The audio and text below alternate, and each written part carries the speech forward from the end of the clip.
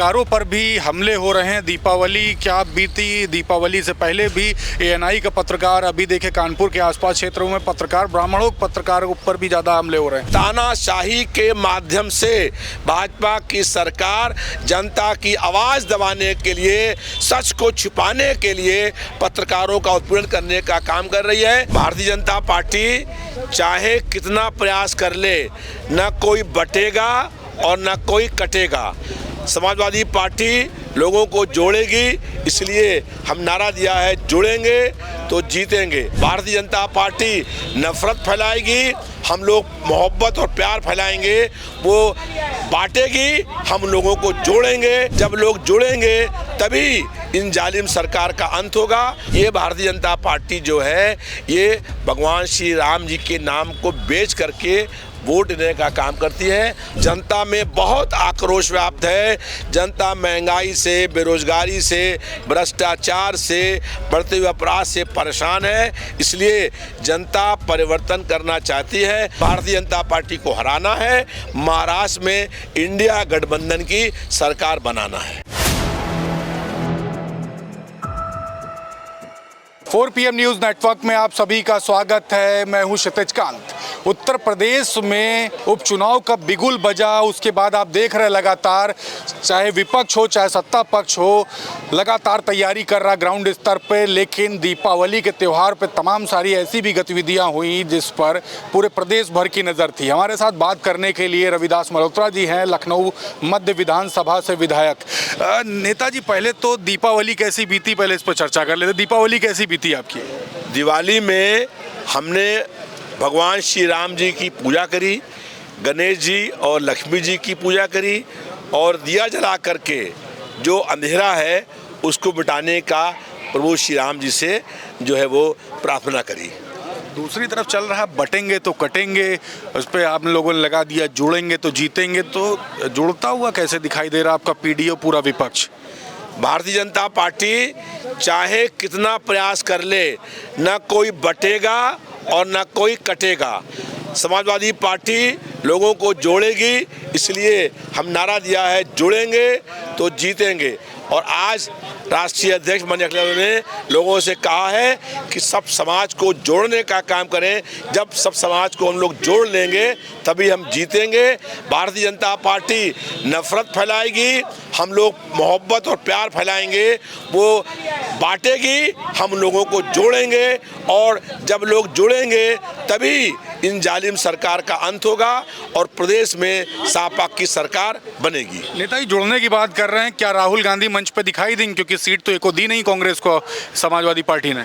India गठबंधन हुआ है और कांग्रेस पार्टी ने कहा है कि 9 प्रत्याशी का चुनाव निशान साइकिल होगा।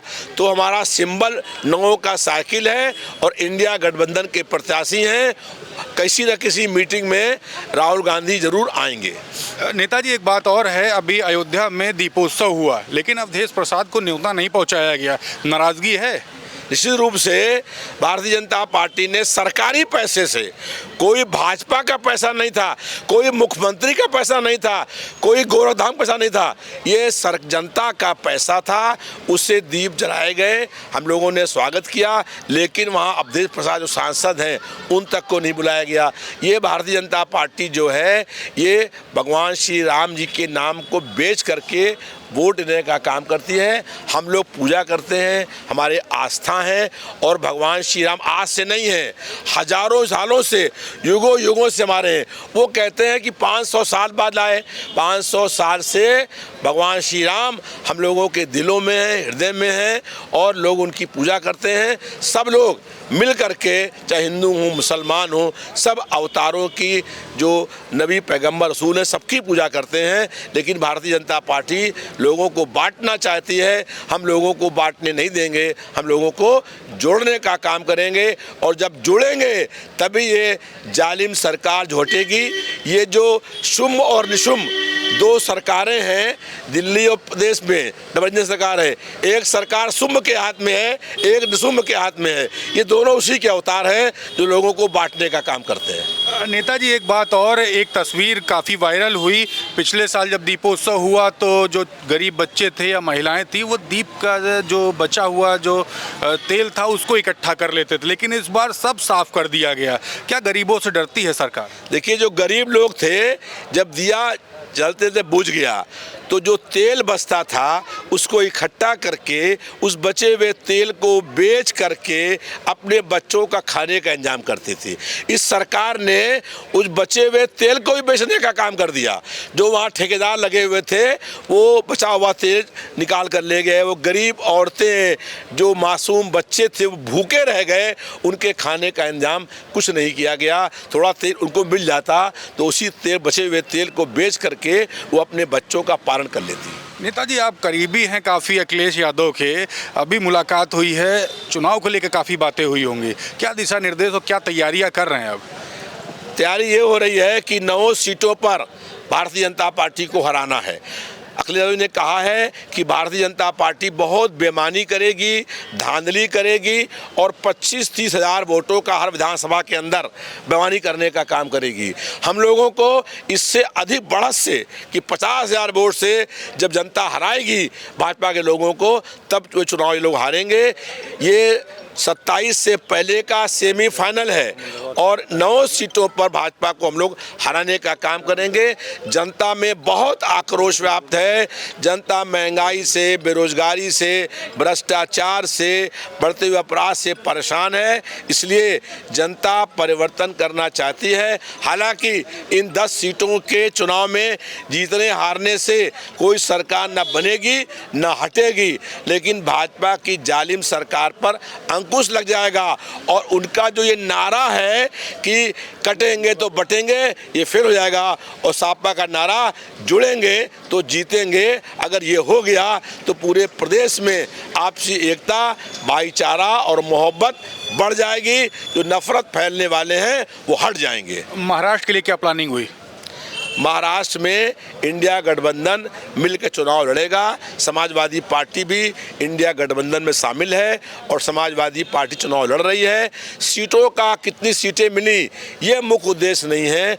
मुख्य उद्देश्य है कि भारतीय जनता पार्टी को हराना है, महाराष्ट्र में इंडिया गठबंधन की सरकार बनाना है। नेताजी एक आखिरी सवाल लेंगे, जब छोटे थे हम लोग तो आपको काफ़ी प्रदर्शन करते देखा है, युवाओं के साथ देखा है। एक प्रदर्शन दीपावली के दिन 69,000 शिक्षक अभ्यर्थियों का राजधानी लखनऊ में भी चल रहा था, लेकिन हाईकोर्ट में जीतने के बाद सुप्रीम कोर्ट तक मामला चला जाता है, सुध नहीं लिया गया। उस पर क्या कहेंगे?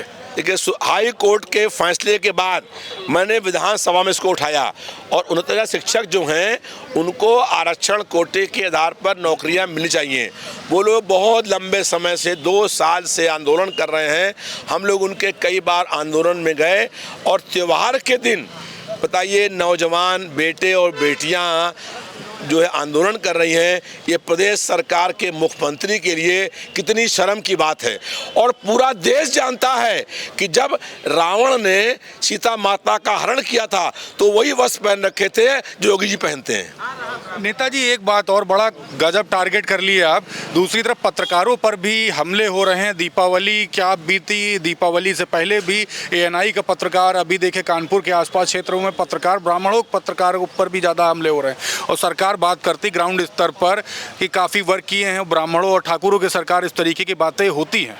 सरकार नहीं चाहती है कि पत्रकार सच बात दिखाएं, और जो पत्रकार सच बात दिखा रहे हैं उनका उत्पीड़न हो रहा है, उन पर जुल्म हो रहा है, उन पर अन्याय हो रहा है।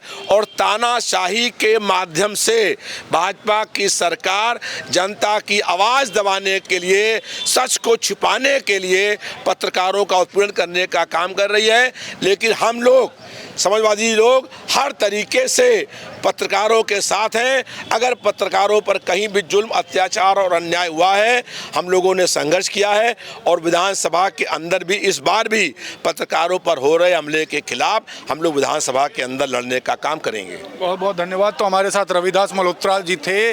काफ़ी बुलंद आवाज़ है राजधानी लखनऊ में और काफ़ी बातें बोली। उपचुनाव है, उपचुनाव को लेकर काफ़ी तैयारियाँ छुट्टियां हैं, दीपावली का पर्व बीत जाता है, पत्रकारों के ऊपर हमले होते हैं, तो खुल करके सारी बात कही है। कैसी लगी आपको ये पूरी चर्चा, कमेंट बॉक्स में लिखिएगा। और अगर आपके भी अगर कोई प्रश्न है तो वो भी कमेंट बॉक्स में लिखिए, मैं पूछूंगा ज़रूर। मैं हूं क्षितिज कांत, कैमरा पर्सन शुभम के साथ 4 PM न्यूज़ नेटवर्क के लिए। धन्यवाद।